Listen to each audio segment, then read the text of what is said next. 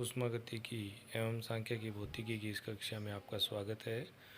अब हम आगे एक महत्वपूर्ण उपयोगी सूत्र का अध्ययन करेंगे। एक देखिए, हम एक फार्मूला बार बार काम में लेंगे जो हम स्टर्लिंग फार्मूला कहलाता है, और इसे हम स्टर्लिंग सन्निकट सूत्र भी कहते हैं। तो इस फार्मूले का प्रूफ जो है वो बहुत सामान्य है, आप कर सकते हो। मैं केवल इसको यहाँ परिचय आपसे करवा दूँ इसका।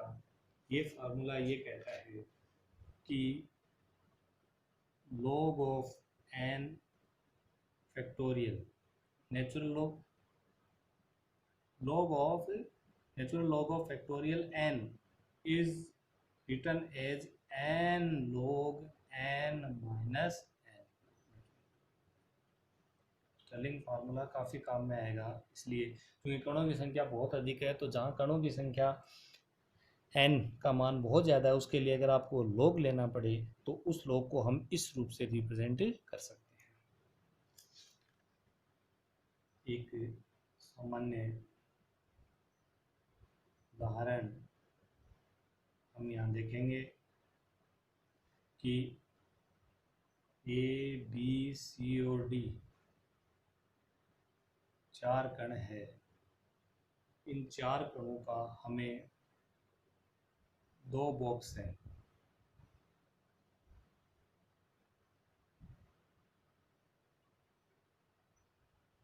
ये वितरण किस प्रकार करना है, देखिए। इसके लिए सबसे पहले हम बात करेंगे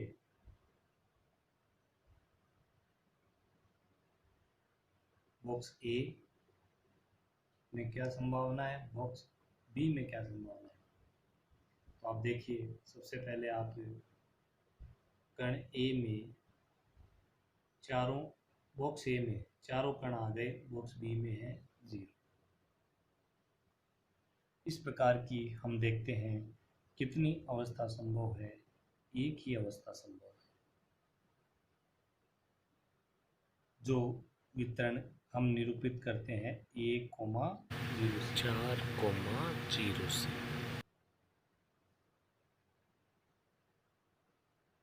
ऐसी कितनी अवस्था संभव है, प्रकार या तरीके, एक ही प्रकार संभव है, एक ही तरीका संभव।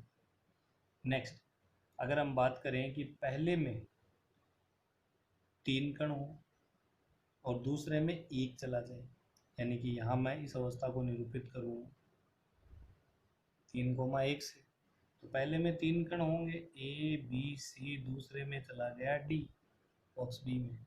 पहले में कण होगा ए बी और डी, दूसरे में चला गया सी। पहले में कण होगा ए सी डी, दूसरे में चला गया बी, और पहले में कण होगा बी सी डी और दूसरे में चला गया ए। तो ये सभी संभव तरीके 3,1 अवस्था की संगत है। और ऐसे वितरणों के कितने प्रकार हैं, 4 प्रकार हैं। तो यह वितरण का मुख्य तरीका है, इसलिए ये कहलाती है ऐसे वितरण के लिए स्थूल अवस्था। और ये इस स्थूल अवस्थाओं के संगत विभिन्न प्रकार हैं, और ये कहलाते हैं, ये जो प्रकार या तरीके हैं ये कहलाते हैं संभव सूक्ष्म अवस्था। इसी प्रकार 2,2 वितरण के लिए देखिए, पहले में 2, दूसरे में भी 2, पहले में ए बी, दूसरे में सी डी, पहले में ए सी, दूसरे में बी डी, पहले में ए डी, दूसरे में बी सी, प्रकार से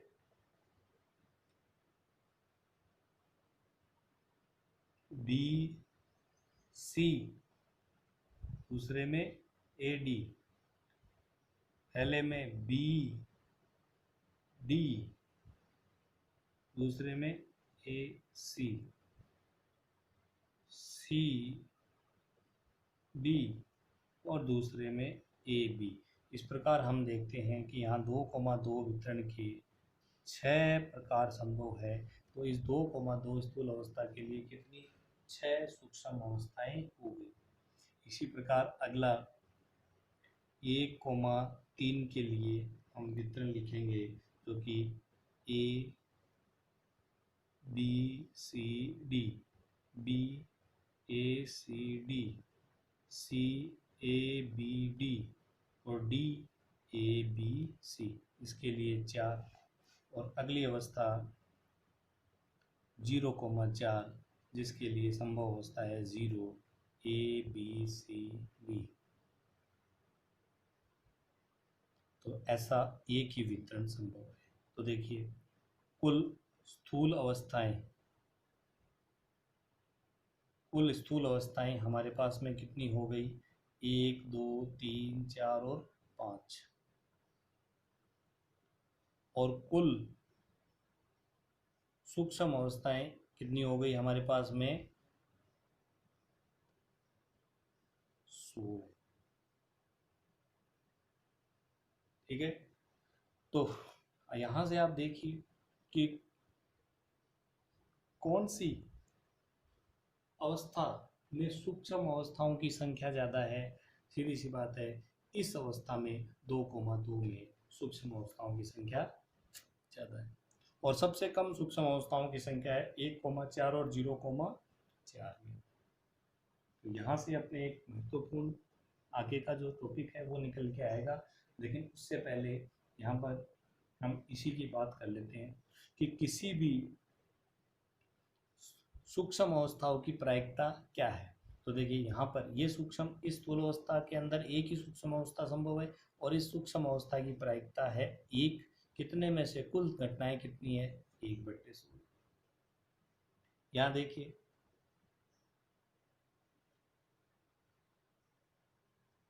यहाँ हम बात कर रहे हैं इस अवस्था की प्रायिकता की। तो यहाँ पर कितनी सूक्ष्म अवस्थाएं संभव है? 4। और कुल कितनी है? 16। तो इसकी संभव है 4/16 यानी 1/4।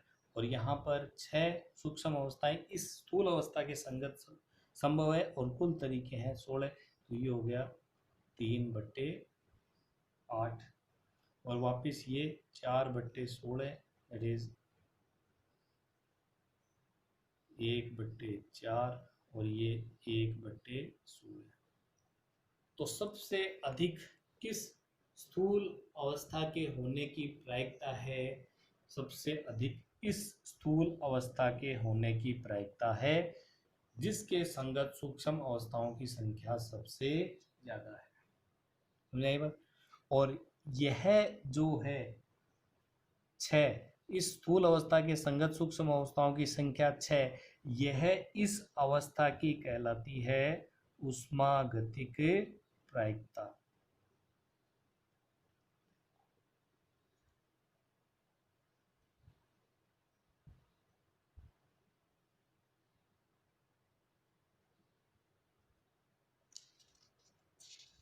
एक महत्वपूर्ण क्वेश्चन या एक सिद्धांत है, वो है समान पूर्व प्रायिकता का सिद्धांत। समान पूर्व प्रायिकता का सिद्धांत क्या कहता है? यह कहता है कि किसी भी स्थूल अवस्था के संगत सूक्ष्म अवस्था की प्रायिकता के संगत सभी सूक्ष्म अवस्थाओं की प्रायिकताएं एक समान होती है। यानी 2,2 स्थूल अवस्था के संगत सूक्ष्म अवस्था है ए बी सी डी। पहले बॉक्स में ए बी आए, दूसरे में सी डी, फिर A C B D A D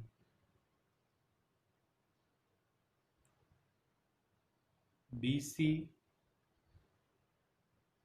C D A B B D A C और बी सी ए डी। इस स्थूल अवस्था के संगत 6 सूक्ष्म अवस्थाएं हैं। और इन छहों सूक्ष्म अवस्थाओं के होने की प्रायिकताएं एक समान होगी, क्योंकि इस अवस्था की प्रायिकता कुल संभावनाओं की 1/16 है। तो इस अवस्था की भी प्रायिकता कितनी है? 1/16। तो किसी भी स्थूल अवस्था के संगत कोई भी सूक्ष्म अवस्था हो, उसकी प्रायिकता है वो क्या होगी? एक समान है। किसी अवस्था की अपभ्रष्टता से समझ सकते हैं कि यहाँ 6 सूक्ष्म अवस्थाएं हैं और इन 6 सूक्ष्म अवस्थाओं की जो प्रायिकता है वो एक समान है। तो यहाँ पर जो ये स्थूल अवस्था है ये एक अपभ्रष्ट अवस्था कहलाती है और इसकी अपभ्रष्टता का जो कोटि है वो 6 होगी। तो यहाँ पर हम कहें ये कितनी सूक्ष्म अवस्थाएं संभव है? यहाँ इसके संगत 6 है। तो इन 6 सूक्ष्म अवस्थाओं की जो संख्या है यह इस अवस्था का सांख्यिकी भार कहलाती है, जिसे हम GI से रिप्रेजेंट करते हैं। और यहाँ इसका मान कितना है? 6। तो GI का मान 3,1 अवस्था के लिए कितना हो जाएगा? 4। और GI का मान 0,4 अवस्था के लिए कितना हो जाएगा? 1, क्योंकि उसमें एक ही रहेगा, इसलिए वो अपभ्रष्ट अवस्था कहलाएगी। तो किसी भी स्थूल अवस्था के संगत सभी सूक्ष्म अवस्थाओं की प्रायिकताओं का एक समान होना समान पूर्व प्रायिकता का सिद्धांत कहलाता है।